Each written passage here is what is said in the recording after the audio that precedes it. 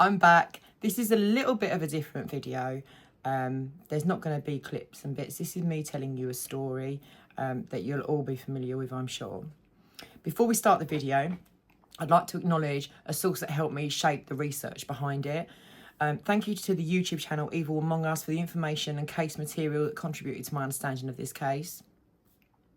I'm a criminology student, and projects like this are part of my effort to better understand how and why crimes like this happen. The goal of this video is not only to tell a story, but to also explore the criminological lessons behind it. By studying cases like this, we can begin to recognise warning signs that are sometimes missed, understand that these patterns are an important step in raising awareness and helping prevent similar tragedies in the future.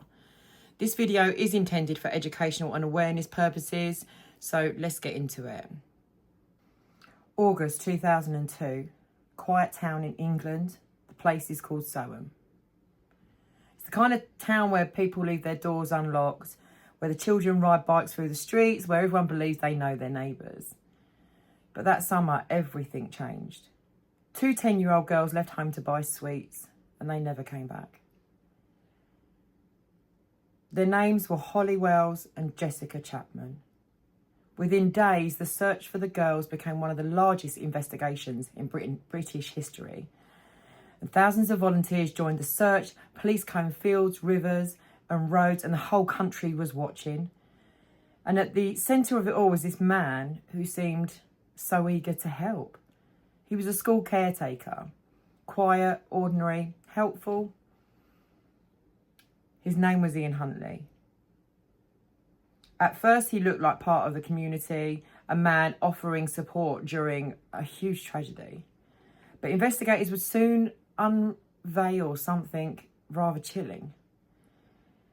The man standing beside them was the man they were hunting.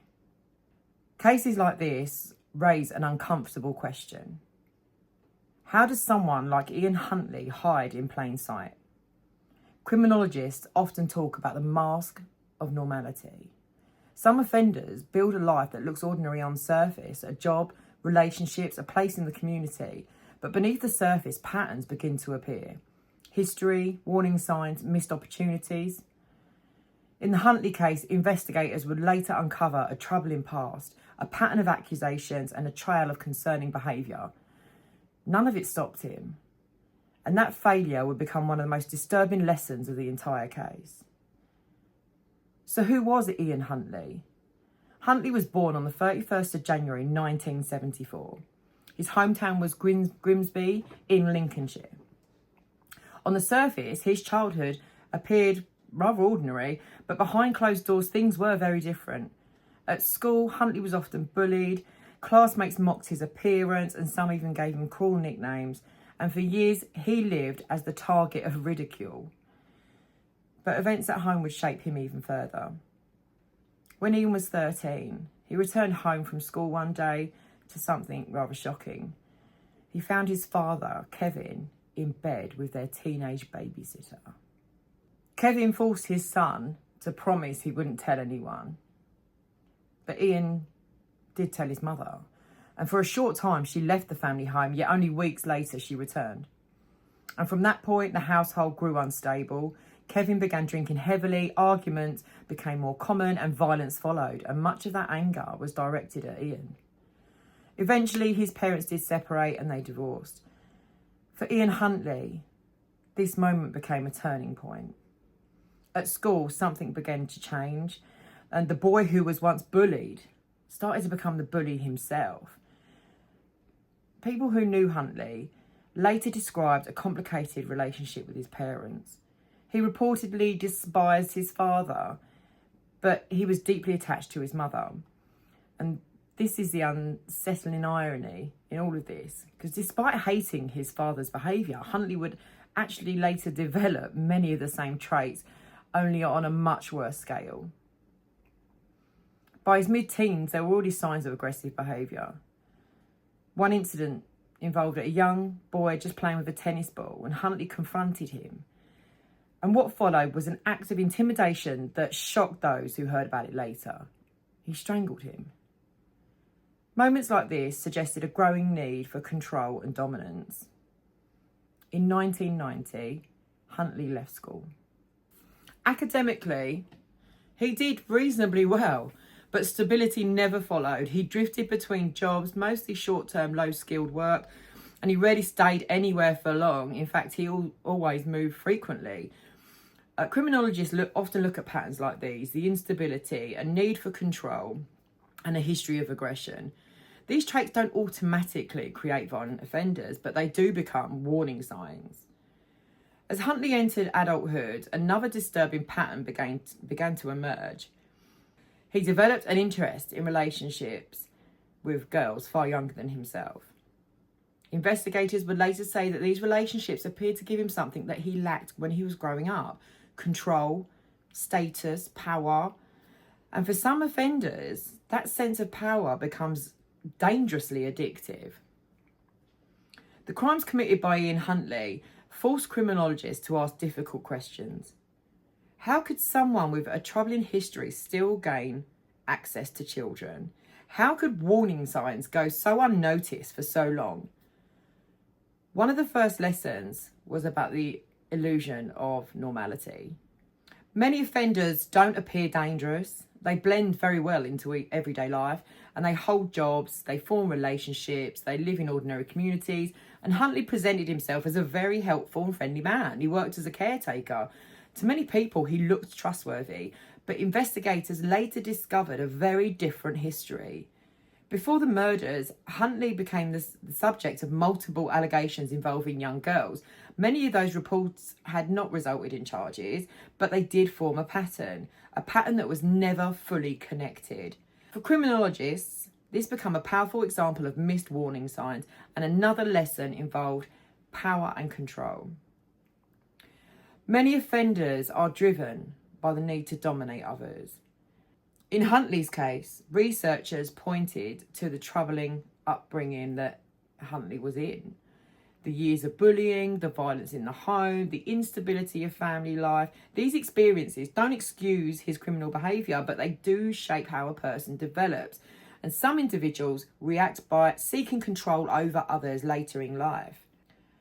Criminologists also examined Huntley's relationship with younger girls. These relationships appear to give him sense of authority and influence, a feeling he may have lacked while growing up. Another major lesson from the case involves system failures. Different police forces held different pieces of information on Huntley, but those pieces were never fully connected, and if they had been, serious concerns might have been raised earlier. The case led to major changes in the UK, one of the most important being the Bitchard inquiry. These investigations examined how Huntley was able to work in the schools despite previous allegations. The inquiry exposed failures in police intelligence, sharing, and background checks. As a result, new safeguarding systems were created, one of them becoming the Disclosure and Barring Service, designed to prevent dangerous individuals from working with children. For criminologists, the Huntley case remains a stark reminder. Violent offenders don't always look like monsters. Sometimes they just look like ordinary people. And sometimes the warning signs are there, but they're missed. The case of Ian Huntley is not only a story of a killer, it is also the story of two young lives that should have continued. Holly Wells, Jessica Chapman. Two best friends. Two 10-year-old girls who left home one summer evening expecting to return a short time later, and they never did. For the families of Holly and Jessica, the loss is permanent, a silence that truly never fades. A future that was taken away. But their story changed the country. The investigation revealed uncomfortable truths, warnings that were missed, information that was never shared, and systems that failed to protect the vulnerable. Criminologists often say that crimes like this do not happen in isolation. They happen in gaps. The gaps between agencies, the gaps between warning signs, and the gaps where someone just slips through unnoticed. Ian Huntley was not invisible. Pieces of the puzzle existed. but no one had the full picture. The lessons learned from this case reshaped safeguarding in Britain. Background checks became stronger, information sharing improved, new systems were created to stop dangerous individuals from working with children. These changes came too late for Holly and Jessica, but they may protect others in the future. And that is the lasting impact of this case. Because behind every statistic, behind every investigation, are real lives. Lives that mattered. Lives that should still be here today. Holly Wells and Jessica Chapman will always be remembered. Not only for the tragedy that took them, but for the changes their story forced a nation to confront and the lessons it must never forget. I would just like to say a big thank you for watching my videos. I know they're a bit choppy and I'm so rubbish at remembering information, so it's often written down, so you'll see my eyes glancing, but it's all for education and awareness and to help me better my studies as well of these cases through my criminology degree. Take care and have a great day.